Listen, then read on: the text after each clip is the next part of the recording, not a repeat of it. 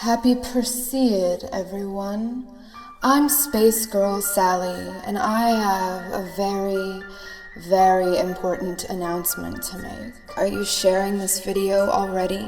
Before you've even watched it? You should, because the sooner everyone sees this, the better. If you have plans tonight, cancel them. If you think that your work, your relationship, your war, your sleep, your movie, or your anything else is more important than this, you're wrong. You're wrong. Because the sky has been exploding since July the 17th, and it'll keep exploding until August 24th. But tonight, it'll be bursting with up to 200 beautiful meteors and fireballs per hour. That's up to 200 meteors per hour! Why is space at war right now, you may ask? Why is anything anything? Simple. Because of magic. Also, it's not really a war so much as it is a path of destruction left by something that is blindly just going about its usual business. But I mean, some could easily argue that that's the same reason behind the wars here on Earth. A long time ago, I can still remember how that music used to make me smile. And I knew if I had my chance that I could make those people dance, and maybe they'd be happy for a while. Sorry.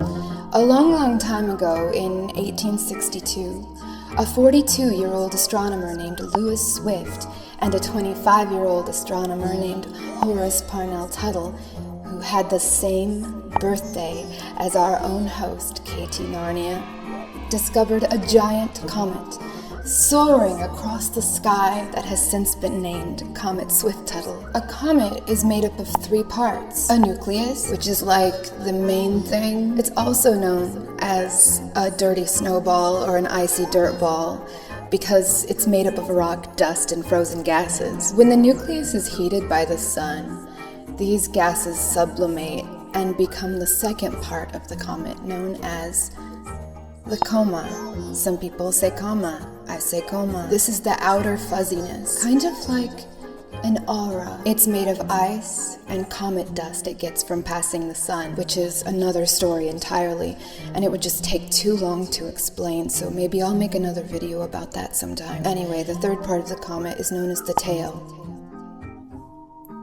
and I think that's pretty self-explanatory. But basically, Comet Swift-Tuttle has a nucleus that is 16 miles wide, and it drags behind it all the weight that it sheds from running track around the sun, which creates all kinds of wreckage known as meteoroids. Oh yeah, just in case you didn't know, Comet Swift-Tuttle is a part of our solar system, just like so many other comets, including the very famous Halley's Comet. It orbits our sun, but its orbit completes 1 revolution every 133 Earth years. So we're really only going to see it every 133 years. But don't get too excited. If you didn't see it in 1992, you're already too late, unless you plan on still being alive 110 years from now. Or maybe you could ask your grandkids to film it for you and toss the footage into your grave, but I really think it's important for you to know that you still won't be able to see it. Even if you decide to go that route, it's not really a great route to go.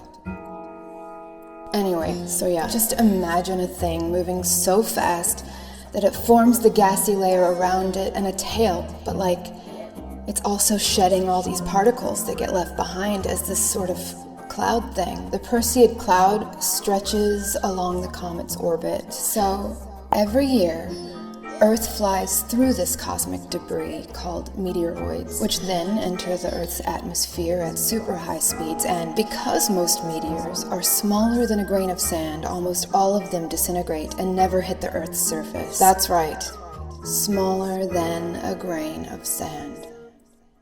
Let that sink in. When they disintegrate, they look like shooting stars, because that's what they are.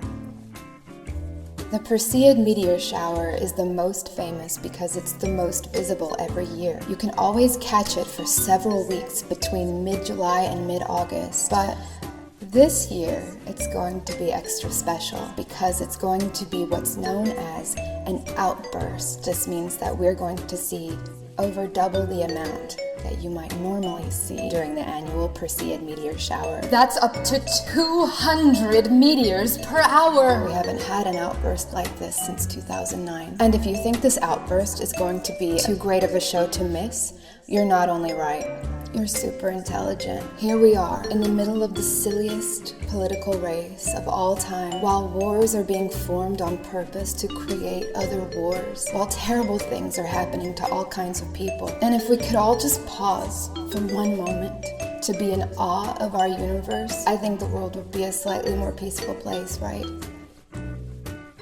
I mean, all this Merry Christmas versus Happy Holidays nonsense, and yet no one is shouting about how uncool it is that nobody is greeting anyone with Happy Perseid. Happy Perseid, Happy Perseid, Happy Perseid. Hey, Happy Perseid to you too. Hey, Happy Perseid to you as well. Oh, thank you for this amazing gift. Happy Perseid. Because that is something the entire world can celebrate. And if governments insist on turning it into a profitable, marketable holiday like Christmas, then I don't see why it's such a bad thing to boost an economy with telescope sales. Everyone needs a telescope. I need a telescope. Someone send me a telescope. Anyway, so yeah, if you want to catch the shower tonight, we're going to be passing through the densest, dustiest area of the Perseid cloud, and the meteors are going to appear as though they are originating from the constellation Perseus. This constellation becomes visible around 10 p.m. local time, no matter where you are, as long as we're talking about the northern hemisphere.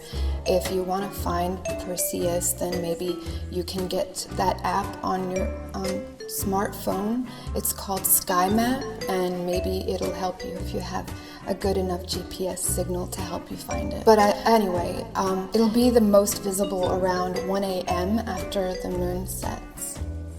So if you're in an area like the South where there are a lot of bugs, be sure to get your bug spray, and also just find a good comfy place where you can lie down, where it's really dark with little to no light pollution, and maybe some snacks and drinks, and a spirit of gratitude for our magnificent universe. This has been a public service announcement brought to you by Spacegirl Sally. Happy Perseid!